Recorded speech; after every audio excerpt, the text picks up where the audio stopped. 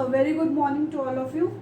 Welcome you all in class 12 economics. So in previous class we have already completed the chapter 7, that is AD, aggregate demand, aggregate supply, and the related concept of your macroeconomics.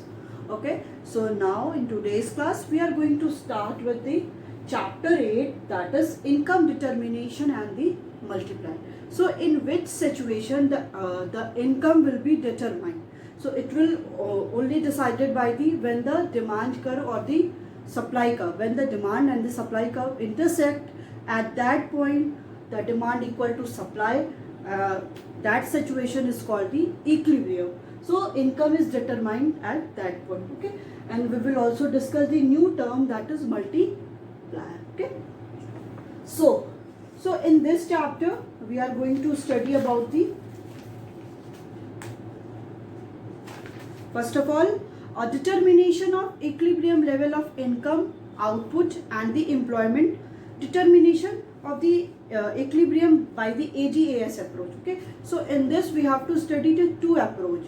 First one is AGAS approach, aggregate demand and aggregate supply approach, and the second one is income determination through the S&I approach. S&I means saving and the investment approach. Next topic that we have to discuss, equilibrium level of employment. So first one is full employment equilibrium, over full employment equilibrium, under full employment equilibrium. Next topic is full employment equilibrium, so in which we will discuss classical theory versus Keynesian theory. Next topic is meaning of the investment multiplier, relation between the multiplier and the MPC, marginal propensity to consume, relation between the multiplier and the marginal propensity to save, working of the multiplier, how does the multiplier works. Next one is characteristics of the multiplier, and the next topic and the last topic is short run fixed price analysis of the product market. So in this chapter we are going to study all these things. So firstly we will start with the introduction. So the present chapter deals with the determination of the equilibrium level of income and output. ये जो chapter है इसमें हम क्या पढ़ने जाएंगे, ये हम डिटरमाइन करेंगे कि इक्विलिब्रियम लेवल ऑफ इनकम कहाँ पे है, इनकम कहाँ पे डिटरमाइन होगी, डिसाइड होगी, और आउटपुट कितना डिसाइड होगा, मतलब कोई भी प्रोड्यूसर कितनी आउटपुट को प्रोड्यूस करेगा. ठीक, so we will compare the actual situation with the desired situation of equilibrium. हम क्या करेंगे, जो एक्चुअल सिचुएशन को जो डिजायर्ड सिचुएशन के साथ कंपेयर करेंगे. मतलब जो हम लोग ने प्लान किया कि हमें कितना अचीव करना है और जो एक्चुअल में था, उन दोनों के बीच में हम क्या करेंगे, कंपेयर करेंगे. जैसे अभी मैंने बताया था लास्ट चैप्टर में कि जो हम लोग बात करें एग्रीगेट डिमांड और एग्रीगेट सप्लाई की, वो क्या है, वो प्लान्ड है, अभी वो एक्चुअल नहीं है. हम लोग ने प्लान किया कि हम इतनी डिमांड करेंगे, प्रोड्यूसर क्या इतनी कमोडिटी को सप्लाई करेगा, तो हम लोग ने एक्चुअल पढ़ा. बट इस चैप्टर में हम लोग को ये पढ़ना है कि एक्चुअल में कितना डिमांड और सप्लाई था, एक्चुअल में एडी और एएस कितना था, और प्लान कितना हम लोगों ने किया, प्लान एडी और एएस कितना किया. तो इन दोनों के बीच में हम कंपैरिजन करेंगे कि आपने कितना प्लानिंग की और कितना एक्चुअल में था. Okay, so it is desire that economy should at the full employment level of output. ये डिज़ायर किया जाता है कि जो इकोनॉमी है वो हमेशा फुल एम्प्लॉयमेंट की सिचुएशन पे हो, फुल एम्प्लॉयमेंट की सिचुएशन पे हो, जहाँ पे डिमांड क्या है वो सप्लाई के इक्वल है, जितने भी एम्प्लॉयज़ हैं उनके पास जॉब भी है. बट इन रियलिटी ये होता नहीं है, क्योंकि इन रियलिटी या तो ओवर फुल एम्प्लॉयमेंट होता है, मतलब जितनी एम्प्लॉयमेंट की ज़रूरत थी उससे ज़्यादा होता है, या तो अंडर फुल एम्प्लॉयमेंट, मतलब जितना लोगों को एम्प्लॉयमेंट देनी चाहिए उससे कम होता है. तो अगर ये हम बात करते हैं कि फुल एम्प्लॉयमेंट की सिचुएशन हो, तो ये बहुत रेयरेस्ट होता है कि किसी भी इकॉनमी में क्या हो, फुल एम्प्लॉयमेंट की सिचुएशन हो, क्योंकि ये हमेशा क्या है, या तो ओवर फुल एम्प्लॉयमेंट होता है या तो अंडर फुल एम्प्लॉयमेंट होता है. Okay, so in addition the concept of multiplier and its relation with the MPC and MPS will be also discussed. फिर इसके साथ साथ हम लोग और क्या पढ़ेंगे, हम लोग मल्टीप्लायर पढ़ेंगे कि मल्टीप्लायर क्या होता है, उसके कंसेप्ट, उसका वर्किंग पढ़ेंगे कि कैसे मल्टीप्लायर वर्क करता है, और उसके कैरेक्टरिस्टिक्स पढ़ेंगे, रिलेशन पढ़ेंगे मल्टीप्लायर का मार्जिनल प्रोपेंसिटी टू कंज्यूम के साथ, और मल्टीप्लायर का relation marginal propensity to save के साथ. ठीक है, इतना हम लोग पढ़ेंगे. So firstly we will start with the determination of the equilibrium level of income and income output and employment.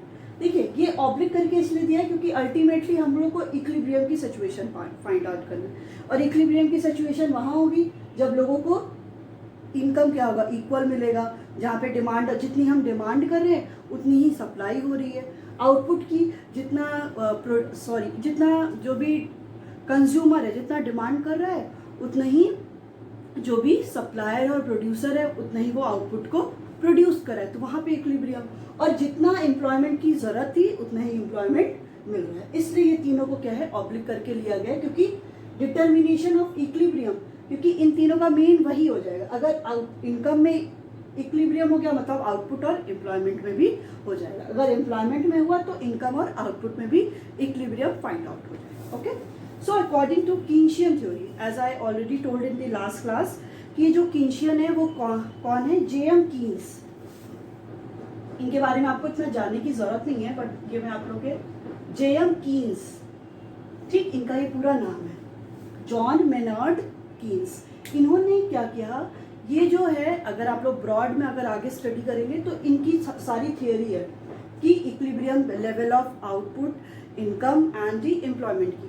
तो इनके अकॉर्डिंग क्या है, अकॉर्डिंग टू कीन्शियन थ्योरी, इसीलिए जो भी इनकी थियोरी है उसको क्या बोला जाता है, कीन्शियन थ्योरी, जो कीन्स के थ्रू दी हुई है. So according to Keynesian theory, equilibrium is determined in terms of aggregate demand and aggregate supply. कि कीन्शियन थ्योरी के अकॉर्डिंग कि इक्विलिब्रियम वहाँ पे इक्विलिब्रियम उससे डिटरमाइंड होता है, किससे, एग्रीगेट डिमांड और एग्रीगेट सप्लाई से.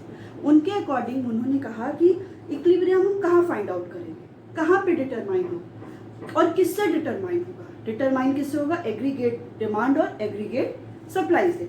जहाँ पे पूरी इकोनॉमी में लोग जितना डिमांड कर रहे हैं उतनी ही कमोडिटी का अगर सप्लाई हो जा रहा है, डिमांड इक्वल टू सप्लाई हो जा रहा है, AD इक्वल टू AS हो जा रहा है, which means it is the equilibrium point.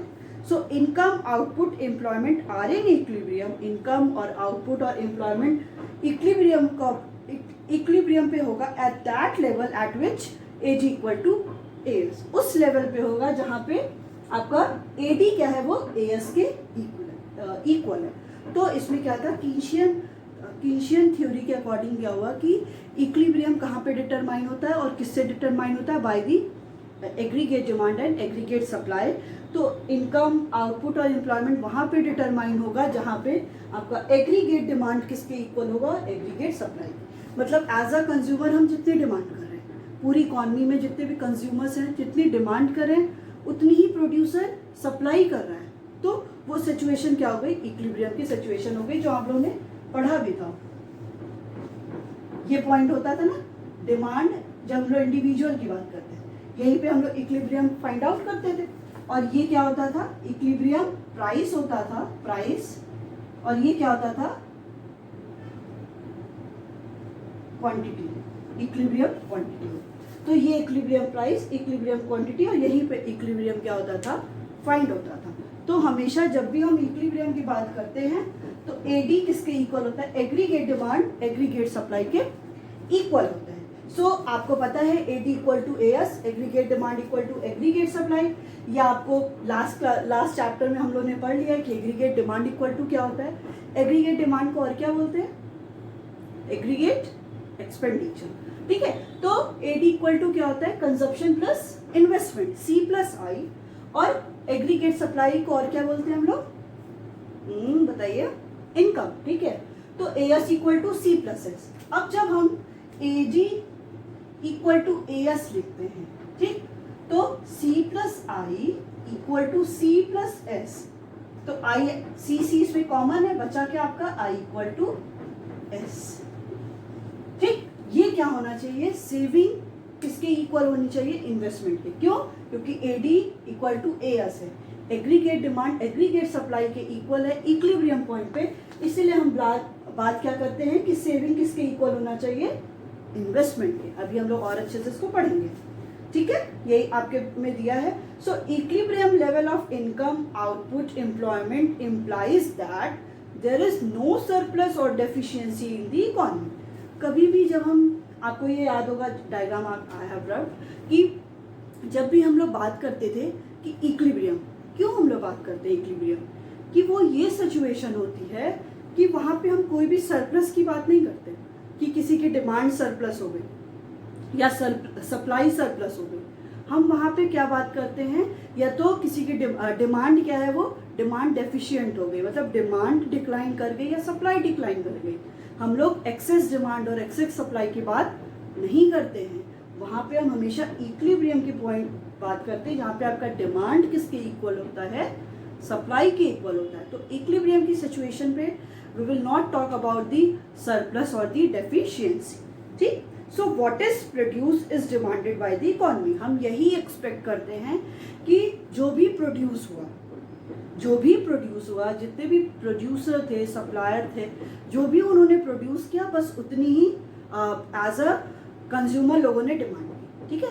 जितना सप्लायर ने कमोडिटी को सप्लाई की, उतने ही कमोडिटी एज अ कंज्यूमर हम लोगों ने डिमांड की, बस उतनी ही की।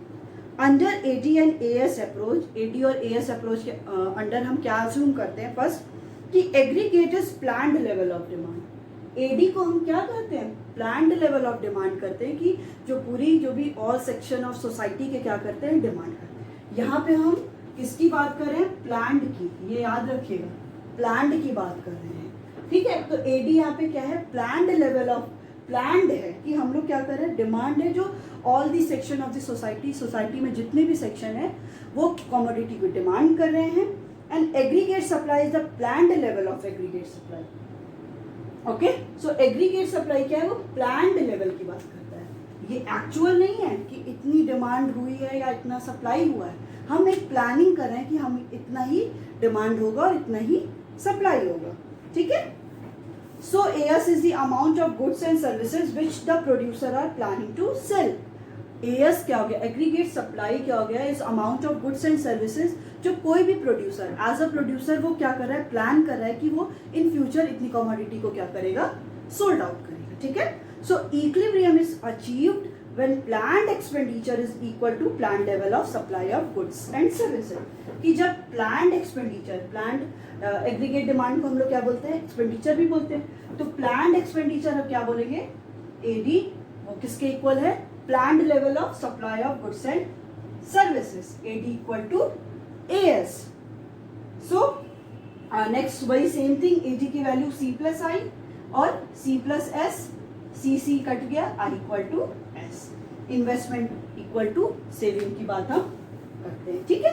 तो इसमें क्या हुआ कि determination of the equilibrium of level of income and output में हमने ये पढ़ा कि कीन्शियन थ्योरी के अकॉर्डिंग इक्विलिब्रियम किसके थ्रू डिटरमाइन होता है, एग्रीगेट डिमांड और एग्रीगेट की सप्लाई के थ्रू डिमांड डिटरमाइंड होता है। And income, output and employment उस जगह पे सिचुएशन पे इक्विलिब्रियम पे होता है जहाँ पे आपका एग्रीगेट डिमांड, टोटल डिमांड किसके इक्वल है, टोटल सप्लाई के, AG equal to AS। Aggregate demand किसके इक्वल है, एग्रीगेट सप्लाई की।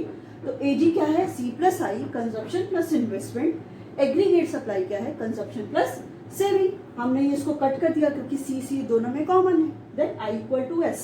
अभी आगे हम लोग ये पूरा पढ़ेंगे भी कैसे, saving equal to investment.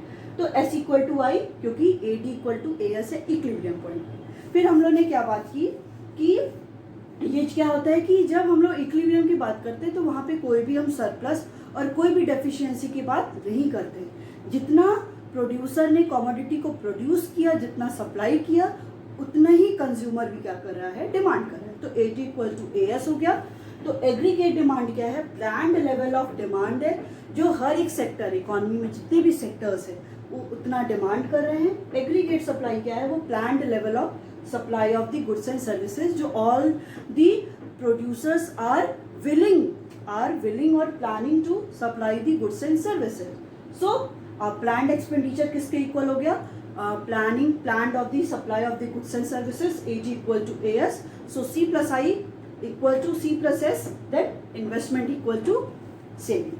Okay, so hence there are two approach। उसके बाद अब हमें क्या पढ़ना है, हमें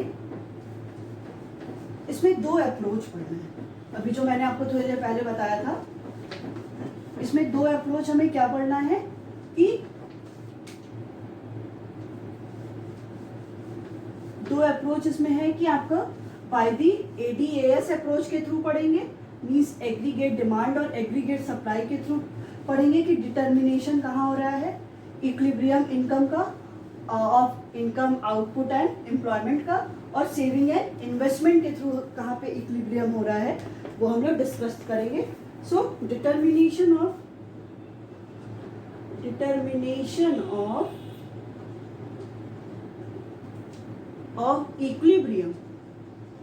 इक्विलिब्रियम बाई इसके टू है. डिटर्मिनेशन ऑफ इक्विलिब्रियम पे जो डिटर्मिनेशन होगा कैसे, by AD and AS approach and by saving and investment approach. ठीक है, हमें ये दोनों ही पढ़ना है कि AD एंड AS अप्रोच के थ्रू कहाँ पे इक्विलिब्रियम की पोजीशन होगी और सेविंग एंड इन्वेस्टमेंट के थ्रू कहाँ पे इक्विलिब्रियम की पोजीशन होगी. So firstly we will start with the determination of equilibrium by AD and AS approach. Okay, now the next that we are going to start is determination of the equilibrium by the AD and AS approach by the aggregate demand and the aggregate supply approach. Okay, so according to Keynesian theory, the equilibrium level of income is determined where the planned level of aggregate demand is equal to planned level of aggregate supply. आपको अभी थोड़ी देर पहले बताया कि जहाँ पे क्या है कि planned AD किसके इक्वल होना चाहिए, प्लान्ड एग्रीगेट सप्लाई के.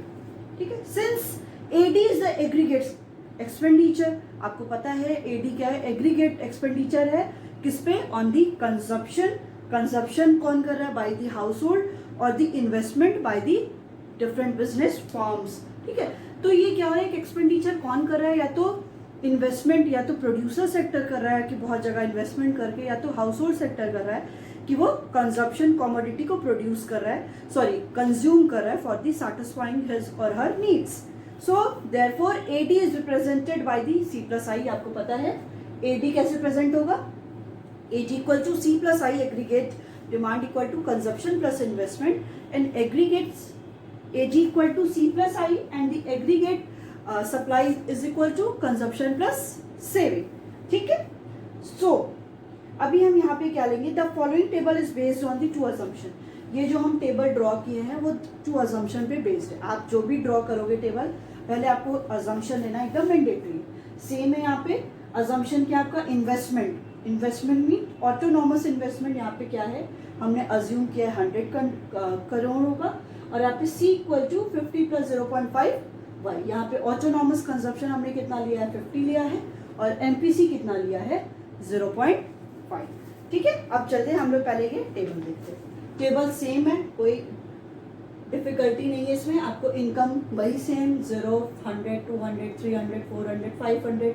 C आपका 50, 100, 150, 200, 250, 300 सेम चीज है.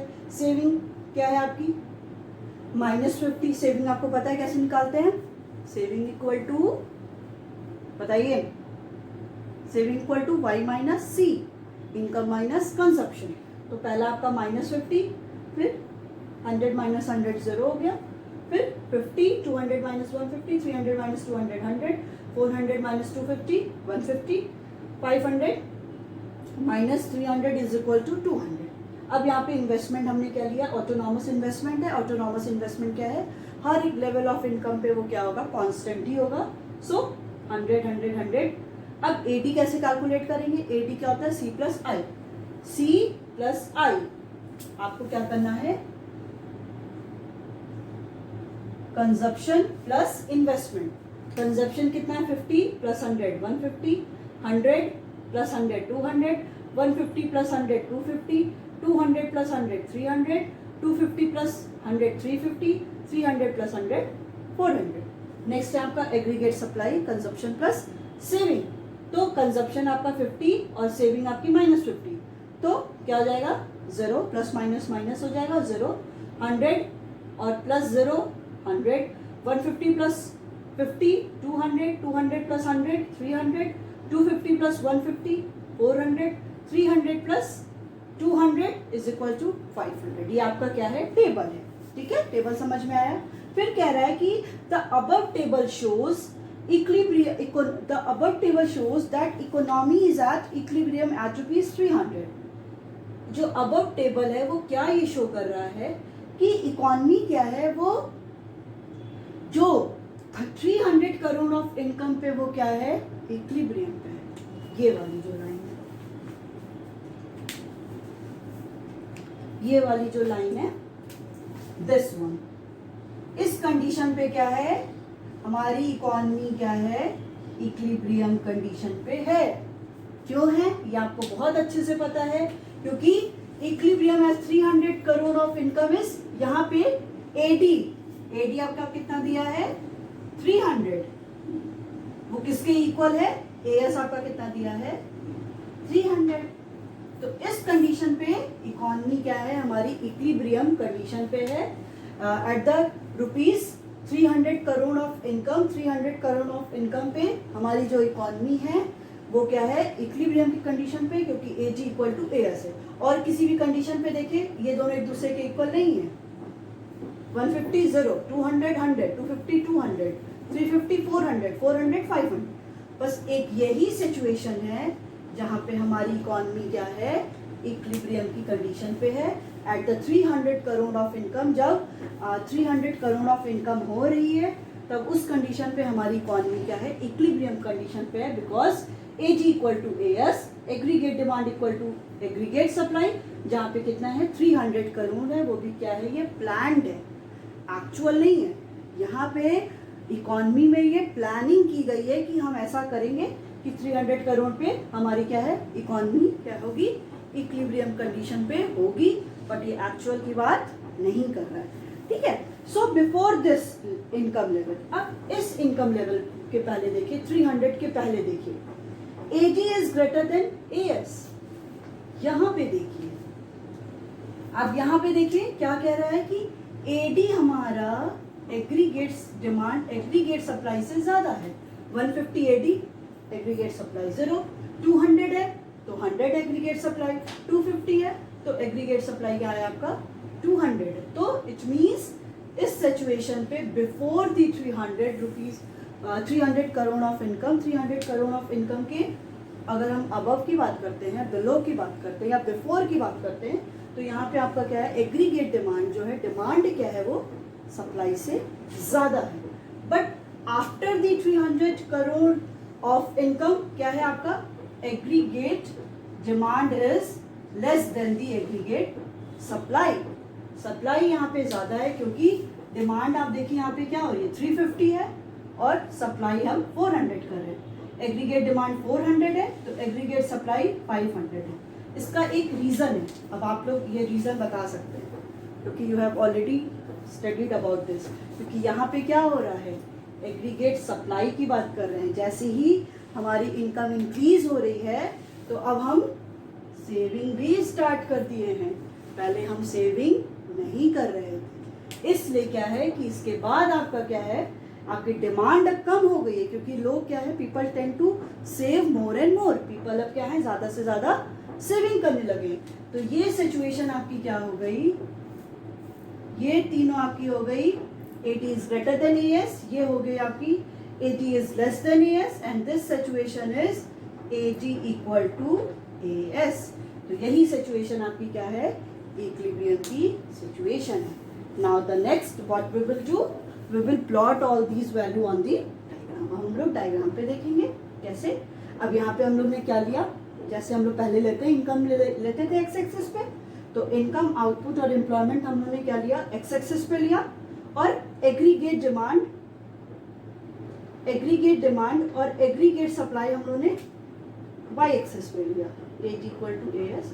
ठीक है, अब क्या करना है आपको, अब पहले की तरह सी, वैसे आपको पता ही है कि आपको क्या, पहले आप लोग क्या करते थे, जब एग्रीगेट डिमांड पढ़ते थे तो आपको सी का अलग कंजप्शन का कर्व बनता था और आई का अलग बनता था, और एग्रीगेट सप्लाई में कंजप्शन का अलग और सेविंग का अलग बनता था। अभी आपको क्या है, आपको कॉम्बिनेशन बनाना है।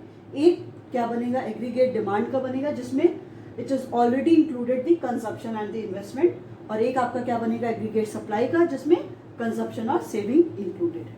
ठीक है, तो अब हम लोग क्या करेंगे, सारी जो वैल्यू है एडी और एएस की, इनकम वाली क्या है आप लोग इस वाले पे रख दोगे, एक्स एक्सिस पे रख दोगे, एग्रीगेट डिमांड और एग्रीगेट सप्लाई की वैल्यू यहाँ रख दोगे। इसमें भी आप देखिए जो आपका कंजप्शन कर्व है सी कर्व, वो यहाँ से स्टार्ट हो रहा है, ओरिजिन से स्टार्ट नहीं हो रहा है, सेम चीज है, क्योंकि आप कंजप्शन जीरो इनकम पे भी आप कुछ ना कुछ कंज्यूम कर रहे हो। आपका एग्रीगेट डिमांड स्टार्ट ही हो रहा है 150 से, ये देखिए जीरो इनकम पे भी आप डिमांड कर रहे हो, इसलिए क्या है ये जो ओरिजिन से स्टार्ट नहीं होगा, क्योंकि ये ऑटोनॉमस कंजप्शन की वजह से। आप ये डायग्राम को क्या करोगे, एग्रीगेट सप्लाई का डिमांड एग्रीगेट सप्लाई का बनाओगे सारे पॉइंट को, फिर एग्रीगेट डिमांड का बनाओगे सी प्लस आई, फिर आपको क्या करना है next we will join this line, हम लोग ये ज्वाइन कर देंगे, ये मिड पॉइंट हम पाएंगे। यहाँ पे क्या है 300 इनकम पे आपका 300 क्या है एडी और एएस है, तो ये आपका क्या हो गया situation, it is the situation of equilibrium. ये आपकी सिचुएशन क्या है, इक्विलिब्रियम की सिचुएशन है, क्योंकि एडी इक्वल टू एएस है जब आपकी इनकम भी क्या है 3 करोड़। ठीक है, अब देखिए कह रहा है AD is the C plus I curve, AD क्या आपको पता है सी प्लस आई कर्व है, as demand is for consumption and investment in 2 sector economy. ठीक है, क्योंकि डिमांड हम किस में 2 सेक्टर इकोनॉमी में कर रहे हैं, जिसमें कंजप्शन और इन्वेस्टमेंट लिए हैं, जो कौन कर रहा है हाउस होल्ड सेक्टर कर रहा है और the producer sector. As is the total amount of goods and the services. ठीक है, एएस क्या है total amount of goods and services है, और एग्रीगेट सप्लाई को हम लोग नेशनल इनकम और इनकम भी बोलते हैं। Since income is consumed and save, that is why it is shown by the 45 degree line. अब आपकी एग्रीगेट सप्लाई क्या है वो 45 डिग्री लाइन से ही शो करती है। ठीक है, सो द अबव टेबल 8.1 ये जो टेबल है and the diagram, this diagram shows that the equilibrium level of income and output is ₹300 crore पे आपका equilibrium level of income and output है, बिकॉज एट दिस लेवल इस पॉइंट पे क्या है एडी 300 करोड़, आपका एडी भी क्या है एडी भी 300 करोड़ है और एग्रीगेट सप्लाई भी 300। So equilibrium is determined at point E, equilibrium हम कहाँ पे डिटरमाइन करेंगे एट पॉइंट ई पे, विच करेस्पॉन्ड्स टू, वो क्या करेस्पॉन्ड कर रहा है फुल एम्प्लॉयमेंट इक्विलिब्रियम, जहाँ पे ये सिचुएशन आपकी क्या हो गई फुल एम्प्लॉयमेंट की सिचुएशन हो गई, यहाँ पे क्या है फुल एम्प्लॉयमेंट है। Accordingly OM is the equilibrium level of, OM क्या है आपका OM is equilibrium level of income output and employment okay of the resources. अब इसमें क्या ही कह रहा है देखिए, इसके पहले आप वाली सिचुएशन देखिए, जब यहाँ पे जो हमारा कर्व है ये M1 पॉइंट पे आप देखिए यहाँ पे डिमांड एग्रीगेट डिमांड कर्व हमारा एग्रीगेट सप्लाई के इक्वल अबव है, सॉरी, तो दैट मीन्स इस कंडीशन पे क्या है AD is greater than AS, यहाँ पे डिमांड ज्यादा है, एग्रीगेट डिमांड ज्यादा है, सप्लाई कर्व हमारा नीचे है, ये गैप देखिए। अब ये इक्विलिब्रियम पॉइंट हो गया जहाँ पे आपका क्या है AD और AS इक्वल है। आफ्टर दैट देखिए ये जो हम लोग AD इक्वल टू AS देखिए इस सिचुएशन में, नेक्स्ट है हमारा जैसे इक्विलिब्रियम के पॉइंट आफ्टर इक्विलिब्रियम क्या हो रहा है आपका डिमांड कम हो जा रहा है और सप्लाई ज्यादा हो जा रहा है। अब इस सिचुएशन पे आपका क्या है सप्लाई का ऊपर हो गया है, ये देखिए गैप, सप्लाई का ऊपर हो गया और डिमांड का नीचे हो गया, तो ये सिचुएशन आपकी क्या हो गई AD is less then aggregate demand. ये सिचुएशन है आपकी एग्रीगेट डिमांड और एग्रीगेट सप्लाई की।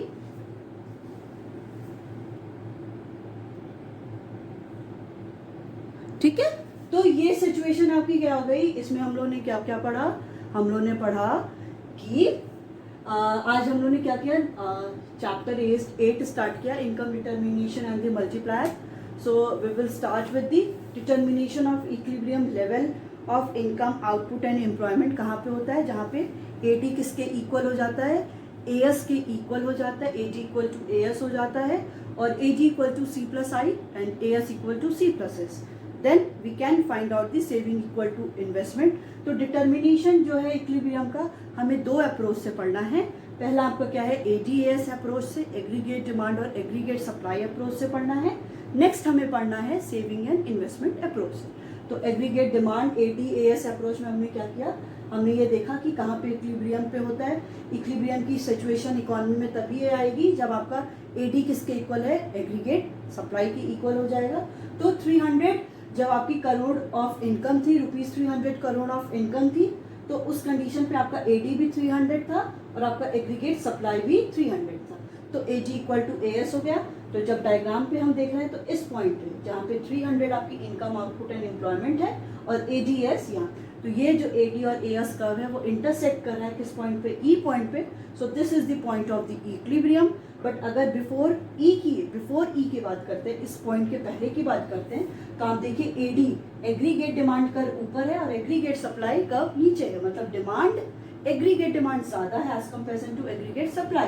सो AG is greater than AS। Next क्या है यहाँ पे, इसके बाद जब आफ्टर E की बात करते हैं, ये बिफोर E की बात किया हमने, अब अगर हम लोग आफ्टर E की बात करते हैं तो यहाँ पे क्या है, आप देखिए यहाँ पे AD क्या हो गया, वो कम हो गया as comparison to aggregate supply. तो यहाँ पे आप कर्व से भी समझ सकते हैं कि कर्व आपका ऊपर हो गया है और डिमांड कर्व का नीचे हो गया। तो इस कंडीशन पे क्या है, आपका एग्रीगेट सप्लाई ज्यादा है as comparison to aggregate demand. Okay, so it's all about your today's class. We will start in the next class the determination of the equilibrium by the saving and investment approach.